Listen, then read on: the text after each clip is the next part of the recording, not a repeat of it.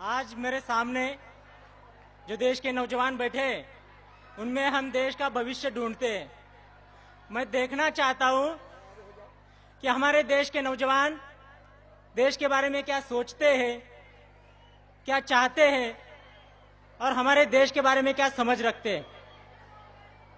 तब एक बात मैं आपके सामने रखना चाहूंगा। दोस्तों, क्या आपने कभी सोचा है जब संसद पे हमला हुआ वहां पे हमारे जवान नहीं पहुंचने से हमारे संसद का और हमारे देश का क्या होना था? जब ताज होटल पे हमला हुआ वहां पे हमारे जवान जल्द से जल्द नहीं पहुंचने से हमारे देश का क्या होना था? दोस्तों, क्या आपने कभी सोचा है जब पाकिस्तान पैटर्न टैंक लेके हिंदुस्तान के ऊपर आक्रमण कर रहा था तब हमारा अब्दुल हमीद नाम का जवान अपना सीना चौड़ा करके सरहद की रक्षा कर रहा था और रक्षा करते समय उसने पाकिस्तान के 7 पैटर्न टैंक उड़ाए थे। अगर वही पाकिस्तान के 7 पैटर्न टैंक हिंदुस्तान के अंदर घुसने से हमारे देश का क्या होना था? आपने कभी सोचा है? पाकिस्तान जम्मू कश्मीर के ऊपर आक्रमण करते हुए हमारे श्रीनगर तक पहुंचा था तब हमारे मेजर सोमनाथ शर्मा ने अपनी सेना के साथ पाकिस्तान की सेना को जम्मू कश्मीर की सरहद के पार खदेड़ दिया था, पाकिस्तान की सेना को सरहद पार भेज दिया था। अगर वही मेजर सोमनाथ शर्मा नहीं होने से क्या आज हमारा जम्मू कश्मीर हमारे देश का हिस्सा होना था? क्या आपने कभी सोचा है जब पाकिस्तान ने करगिल के ऊपर आक्रमण किया था तब हमारे हजारों जवानों ने बलिदान देके करगिल के ऊपर तिरंगा लहराया था, वही हमारे जवानों ने बलिदान नहीं देने से क्या करगिल हमारे देश का हिस्सा होना था? दोस्तों, आपने कभी सोचा है?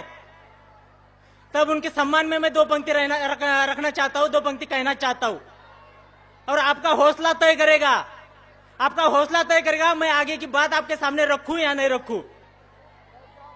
तब मैं 2 पंक्ति रखता हूं। जिनके गर्म लहू के छींटे साहस की तहरीक बने, जिनके गर्म लहू के छींटे साहस की तहरीक बने, उनके जीते जी लोकतंत्र के मंदिर की प्राचीर बने, जिनके जीते जी लोकतंत्र के मंदिर की प्राचीर बने।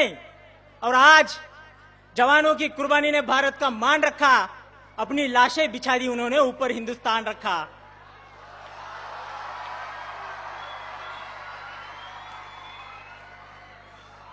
दोस्तों, मैं ये सोचता हूं, मैं ये मानता हूं कि हम बहुत भोले हैं। क्या आप ये सोचते? हम बहुत भोले हैं इसलिए कि हम देश को महफूज रखने के लिए, देश की हिफाजत करने के लिए हम आतंकवाद से लड़ते रहे, देश की सुरक्षा करने के लिए हम माओवाद से लड़ते रहे, नक्सलवाद से लड़ते रहे, लेकिन हमें पता ही नहीं चला कि हमारे लिए, देश के लिए सबसे ज्यादा खतरा उन आतंकवादियों से नहीं, उन नक्सलवादियों से नहीं, हमारे देश के लिए सबसे ज्यादा खतरा उन गद्दारों से है, उन देशद्रोहियों से है जो भारत मुर्दाबाद के नारे लगाते हैं, जो हमारे देश में रहते हुए भी तिरंगे को जलाते हैं। कोई बोलता है अफजल हम शर्मिंदा है, तेरे कातिल जिंदा है। बुरा इस बात का नहीं लगता दोस्तों, लेकिन बुरा इस बात का लगता है ऐसी बात करने वालों के पीछे हमारे देश में हजारों लाखों लोग खड़े हो जाते हैं, तब बुरा लगता है। मुंबई हमले का मास्टरमाइंड याकूब मेनन को फांसी की सजा सुनाई दी। जब उसे फांसी की सजा सुनाई दी उसमें कोई बुराई नहीं, लेकिन बुरा तब लगता है जब आतंकवादियों के जनाजे में हमारे देश के लाखों लोग जनसैलाब उमड़ पड़ता है, तब बुरा लगता है। दोस्तों, हमारे देश की सरहद की रक्षा के लिए हमारे जवान हर दिन शहीद होते हैं, लेकिन तब हमारे देश के अंदर कहीं आवाज नहीं उठती। लेकिन जब हिंदुस्तान की सेना पाकिस्तान में जाकर सर्जिकल स्ट्राइक करती है तब वही हमारे देश के हजारों लोग हमारे सेना के पास सर्जिकल स्ट्राइक के सबूत मांगते हैं, तब बुरा लगता है।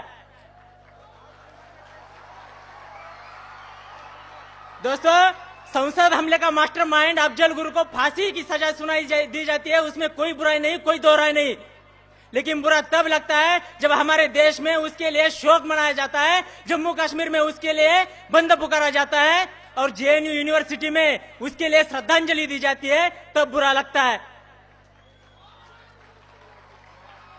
दोस्तों, और कोई हमें सिखाने की बात करता है कि वंदे मातरम बोलना संविधान में कहां लिखा है, राष्ट्रगान के लिए खड़ा होना संविधान में कहां लिखा है।